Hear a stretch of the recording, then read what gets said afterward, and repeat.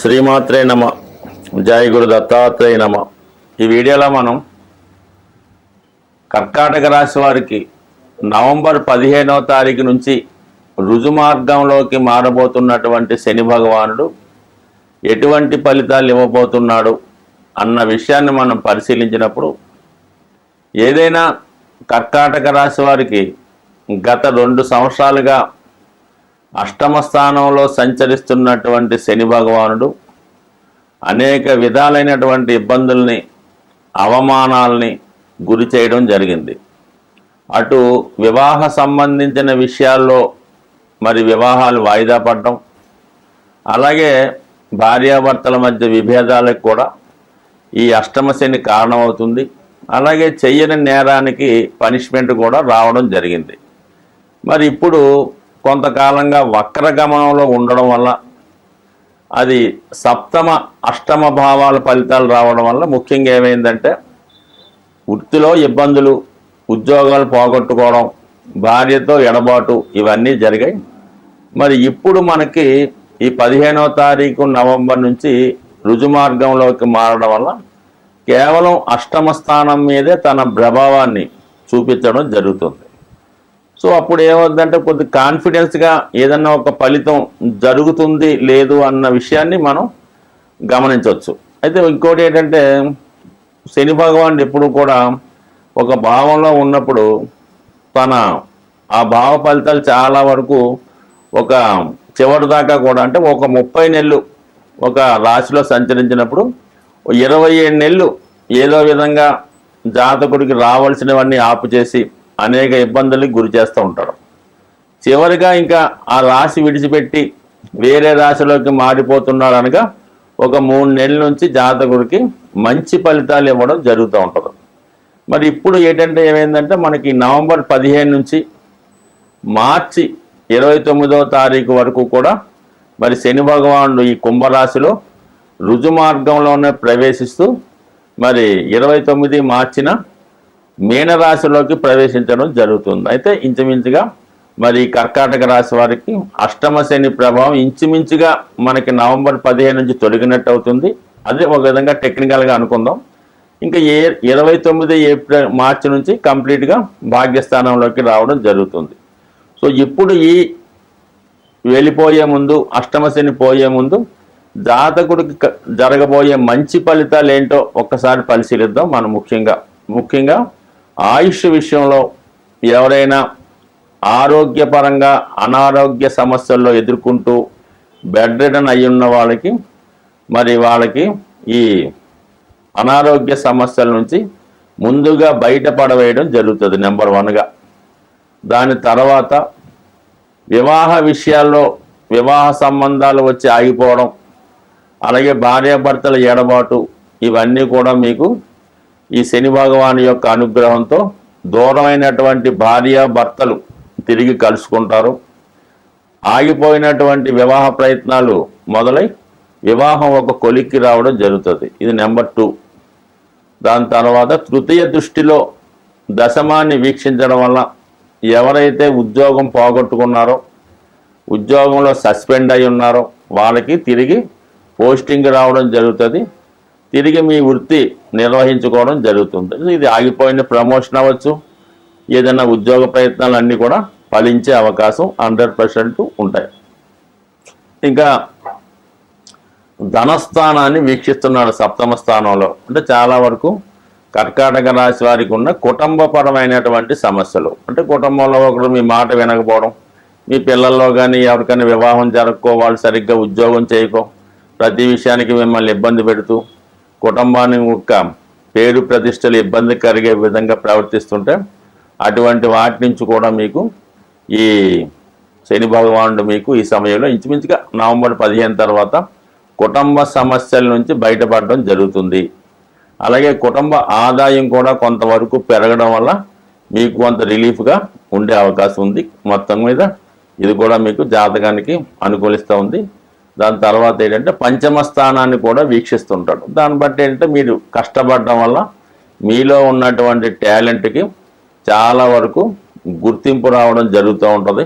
అలాగే మీరు ఆగిపోయినటువంటి విద్య పీజీ చేద్దామని కానీ, కొన్ని సబ్జెక్టులు బ్యాక్లాగ్ ఉండడం కానీ, ఇవన్నీ కూడా సంపూర్ణంగా మీకు రావడం జరుగుతుంది. అంటే ఏదన్నా మొత్తం మీద మరి గత కొంతకాలంగా 2 సంవత్సరాలుగా ఇబ్బంది పెడుతున్నటువంటి అష్టమ శని ప్రభావం నుంచి ఈ నవంబర్ 15 తర్వాత ఈ కర్కాటక రాశి వారు దాని నుంచి బయటపడడం జరుగుతుంది. కాబట్టి ఏదైనా ఈ శని యొక్క రుజుమార్గం, అలాగే త్వరలో మారబోతున్నటువంటి మీనరాశి ప్రవేశం, ఈ రెండు కూడా మిగతా రాశుల వారితో కంపేర్ చేస్తుంటే అత్యంత లాభపడినటువంటి జాతకులు కేవలం ఈ కర్కాటక రాశి వారు మాత్రమే. స్వస్తి. ఏ రాశుల వారికైనా శని భగవానుడు అనుగ్రహించిన ఆగ్రహించిన అది జాతకుడి యొక్క ప్రవర్తన మీద, అతని నడవడిక మీద, అతను చేస్తున్నటువంటి పనుల మీద మాత్రమే ఆధారపడి ఉంటుంది. ఎంత దుస్థానంలోకి వచ్చినా జాతకుడు తగు క్రమశిక్షణతో వ్యవహరించడం వల్ల శని భగవానుడు పాజిటివ్గా మారి మంచి ఫలితాలు ఇవ్వడం జరుగుతూ ఉంటుంది. చాలామంది రాజకీయ నాయకులు, ప్రధానులు, ముఖ్యమంత్రులు కూడా ఏలినాటి శనిలోనే ముఖ్యమంత్రులుగా, ప్రధానమంత్రులుగా రావడం జరిగింది. శని పదవి ఇవ్వటానికి కానీ, వివాహానికి కానీ ఎప్పుడు కూడా అడ్డైతే పడ్డు. మనం చేస్తున్నటువంటి కార్యక్రమాలను బట్టి, క్రమశిక్షణ బట్టి ఉండడం జరుగుతూ ఉంటుంది. మరి ప్రస్తుతం ఈ శని యొక్క ఇబ్బందులు ఎదుర్కొంటున్నవారు, అంటే ఎటువంటి ఇబ్బందులు? ఆర్థిక దారిద్ర్యం, కుటుంబ సభ్యుల నుంచి వ్యతిరేకత, వ్యసనాలు, ఇతరుల ఆస్తి మీద వ్యామోహం పెంచుకోవడం, స్త్రీలను వేధించడం, ఇవన్నీ కూడా శని యొక్క లక్షణాలు. అంటే అనేక ఉంటాయి, ఇందులో కొన్ని. వాటి నుంచి బయటపడాలంటే ఇప్పుడు ఇది ఒక అద్భుత అవకాశం. మనకి రేపు రాబోతున్నటువంటి కార్తీక మాసం, మీరు ఎవరైనా సరే, కొత్త వాళ్ళైనా సరే, పాత వాళ్ళైనా సరే, బాగా ఇబ్బందులు పడుతున్నవారు స్వామి అయ్యప్ప దీక్ష తీసుకోవడం వల్ల 41 రోజులు విధి విధానంగా సంపూర్ణంగా గురువు చెప్పినట్టు నడుచుకోవడం వల్ల కంప్లీట్గా మీకు దీక్ష స్వీకరించి పూర్తయ్యే లోపల 100% శని మీకు అనుకూలంగా మారి మంచి ఫలితాలు ఇవ్వడం జరుగుతూ ఉంటుంది. అది నెంబర్ 1. ఇక విద్యార్థులు లాంటి వాళ్ళు ఎవరైనా సరే కంపల్సరిగా బిఫోర్ సన్ రైజ్, సూర్యోదయానికి ముందుగానే లెగిసి కేవలం ఒక 35 నుంచి 45 నిమిషాల వరకు వాకింగో, స్కిప్పింగో, ఏదో ఒక శరీరాన్ని వ్యాయామం రూపంలో చేర్చడం, అలాగే సూర్యోదయం అయిన తర్వాత సూర్య నమస్కారం చేసుకోవడం వల్ల కంపల్సరిగా జాతకుడు క్రమశిక్షణతో మెలగడం వల్ల కంప్లీట్గా అతనికి మంచి విద్య, మంచి నడవడిక రావడం జరుగుతూ ఉంటుంది. ఇది కూడా శని యొక్క రెమెడీ అవుతూ ఉంటుంది అన్నమాట. అది ఎక్కువగా వాకింగ్, రన్నింగ్ చేయడం వల్ల. మరి దాని తర్వాత ఏంటంటే వృద్ధుల్ని, మీ కుటుంబంలో ఎవరైనా వయసు పడిన వారు, వృద్ధులు, నానమ్మలు, తాతయ్యలు ఉంటే వాళ్ళని కనీసం రోజు ఒకసారి పలకరించి, పరామర్శించి, వారికి ఏవైనా తినడానికి ఏమైనా కావాలా, లేదంటే ఏమైనా మందులు అవసరం ఉన్నాయా అని చూసి అవి ఒక్కసారి వారికి సహకరించడం మంచిది. అలాగే ఇంట్లో పెద్దవారు లేనప్పుడు ఏదైనా ఒక అనాథాశ్రమం కానీ, వృద్ధాశ్రమం కానీ వెళ్ళి అక్కడ ఉన్నటువంటి వృద్ధులని సేవ చేయడం వల్ల 100% మీకు ఈ యొక్క శని యొక్క ప్రభావం తగ్గి అనుకూల పరిస్థితులు ఏర్పడుతుంది. చాలా సందర్భాల్లో 100కి 100 సక్సెస్ఫుల్ రెమెడీ ఏంటంటే, మీకు చాలా కాలంగా ప్రయత్నం చేస్తున్న సొంత గృహం ఏర్పడడం లేదు అనుకుందాం. అలాగే మీ యొక్క వాహనాలు తరచూ రిపేర్ అవుతున్నాయి, ఇబ్బంది పెడుతున్నాయి అనుకున్న వాళ్ళు, ముఖ్యంగా గృహయోగం కావాలనుకున్న వాళ్ళు మీ అవకాశాన్ని బట్టి ఏదైనా అనాథాశ్రమం, వృద్ధాశ్రమం అంటే ముసలివాళ్ళు ఉన్న ప్రాంతానికి వెళ్ళి, మరి అలాగే రాబోయేది చలికాలం కాబట్టి వాళ్ళకి కప్పుకోవడానికి ఏమైనా ఒక చక్కని దుప్పటి, వాళ్ళకి ఏమైనా నిత్యావసరంగా ఉపయోగించే మందులు కొన్ని డొనేట్ చేయడం వల్ల మీరు చూడండి, ఒక్కసారి చేసి చూడండి, మళ్ళా అతి తొందరలోనే మీకు సొంత గృహం ఏర్పడే అవకాశం ఉంటుంది. అలాగే మరి బాగా ఇబ్బందులు పడుతున్నవారు ఒక శనివారం రోజు నవగ్రహాల ఆలయంలో, అంటే శని భగవానుడి యొక్క దేవాలయం కొన్ని ఉంటాయి. లేని వాళ్ళు శివాలయంలో ఉన్నటువంటి నవగ్రహాల్లో శని భగవానుడికి తైలాభిషేకం జరిపించి, అంటే మన నవగ్రహాలన్నిటికీ పూజించాలి. దాని తర్వాత పర్టికులర్గా శని భగవాన్ని పూజించాలి. అది అయిపోయిన తర్వాత అదే దేవాలయంలో ఉన్నటువంటి శివుడికి అభిషేకం చేసుకోవడం వల్ల శివుని యొక్క అనుగ్రహంతో శనిగ్రహ అనుగ్రహాన్ని కూడా పొందే అవకాశం ఉంటుంది.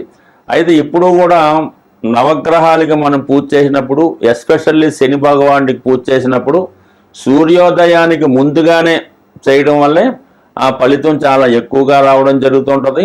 ఏ రోజైతే మీరు నవగ్రహాలకి శని భగవానికి తైలాభిషేకం ఈ నువ్వులతో అర్చన చేస్తారో ఆ రోజంతా కూడా మీరు కంపల్సరిగా నూనెతో చేసిన పదార్థాలు, నూనె కాదు, నెయ్యి కాదు, డాల్డా కాదు, ఏ విధంగా కూడా అటువంటి తినకుండా కేవలం తాలింపు పెట్టని వస్తువులు, ఫ్రూట్స్ లాంటివి తినడం, ఆ రోజు మీరు బ్రహ్మచర్యం పాటించడం, భూమి మీద పడుకోవడం, ఎటువంటి మత్తు పదార్థాలకి అలవాట్లకి అబద్ధాలు చెప్పకుండా ఆ శనివారం రోజు ఏ రోజైతే చేస్తారో ఆ రోజు చేయడం వల్ల కంపల్సరిగా మీకు దాని నుంచి శని భగవానుడి ఇబ్బంది నుంచి బయటపడతారు.